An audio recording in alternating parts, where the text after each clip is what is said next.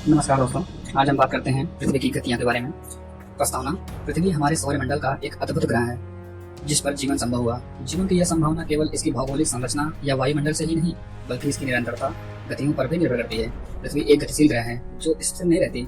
यह दो मुख्य प्रकार की गतियां करती है, जैसे घूर्णन तथा परिक्रमण। इन्हीं गतियों के कारण पृथ्वी पर दिन रात ऋतु में समय का अंतर, जलवायु की विविधता और मौसम परिवर्तन जैसे प्राकृतिक घटनाएं घटित होती हैं।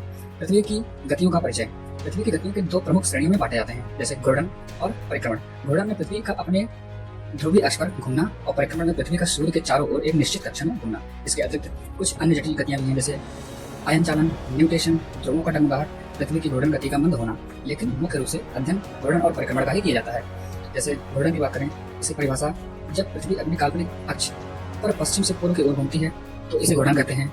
अवधि की बात करें, पृथ्वी लगभग 23 घंटे 56 मिनट तथा 4 सेकंड में अपने अक्ष पर एक चक्कर पूरा करती है। इसे नक्षत्र या नक्षत्र दिवस कहा जाता है।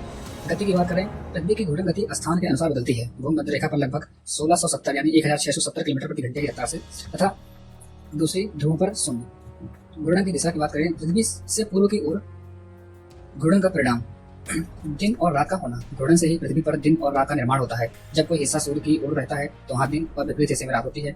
समय का विभाजन, पृथ्वी को 24 घंटे में 360 डिग्री घूमना होता है। इस प्रकार एक घंटे में 15 डिग्री और 4 मिनट में 1 डिग्री घूमती है। इसी आधार पर विश्व समय और देश काल तय किए जाते हैं। समय क्षेत्र यानी टाइम जोन की बात करें, पृथ्वी को 24 घंटे के क्षेत्रों में बांटा गया, यानी 24 समय क्षेत्रों में बांटा गया है। प्रत्येक 15 डिग्री देशांतर पर 1 घंटे का अंतर होता है। ध्रुवीय दिन और रात में ध्रुवों के पास 6 महीने का दिन और 6 महीने की रात होती है। यह परिक्रमण और अक्ष के झुकाव से संबंधित है, परंतु घूर्णन भी इससे सहायक होता है। अब केंद्रीय बल और आकार में परिवर्तन की बात करें तो इसमें पृथ्वी के घूर्णन के कारण भूमध्य रेखा पर अब केंद्रीय बल कार्य करता है। इसी कारण पृथ्वी ध्रुवों पर चपटी और भूमध्य रेखा पर उड़ी हुई है।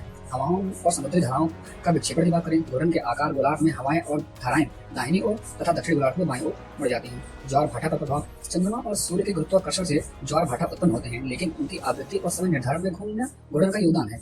इसकी परिक्रमण की बात करें, परिक्रमण में परिभाषा है जब पृथ्वी सूर्य के चारों ओर दीर्घ वृत्ताकार कक्षा में घूमती है तो इसे परिक्रमण कहते हैं। इसकी अवधि, पृथ्वी को एक परिक्रमण पूरा करने में 365 दिन 6 घंटे 9 मिनट 10 सेकंड लगते हैं। अतिरिक्त 6 घंटे को समायोजित करने के लिए हर चौथे वर्ष लीप वर्ष आता है। इसकी गति औसतन लगभग 29.76 किलोमीटर प्रति सेकंड यानी 1,07,000 किलोमीटर प्रति घंटा। कक्षा दीर्घ वृत्ताकार, सूर्य केंद्र में नहीं बल्कि थोड़ा हटकर यानी फोकस पर स्थित है। झुकाव, पृथ्वी का अक्ष 23.5 डिग्री झुका हुआ है और 66.5 डिग्री अपने तल पर झुका हुआ है। ये झुकाव ऋतु और दिन रात की लंबाई में अंतर का मुख्य कारण है। परिक्रमण के परिणाम में ऋतुओं, पहला देखेंगे ऋतुओं का निर्माण। अक्ष के झुकाव और परिक्रमण के कारण वर्ष भर सूर्य की किरणों का झुकाव बदलता है। ग्रीष्म ऋतु यानी समर सोलेस्टिक जोन 21 जून, सूर्य कर्क रेखा पर सीधी किरणें गिरती हैं। शीत ऋतु विंटर सोलेस्टिक 22 दिसंबर, सूर्य मकर रेखा पर सीधी किरणें। विषुवत यानी इक्विनॉक्स 21 मार्च व 23 सितंबर, सूर्य भूमध्य रेखा पर सीधी किरणें। अर्थात इस दिन संपूर्ण पृथ्वी पर दिन रात बराबर होते हैं, 21 मार्च व 23 सितंबर को।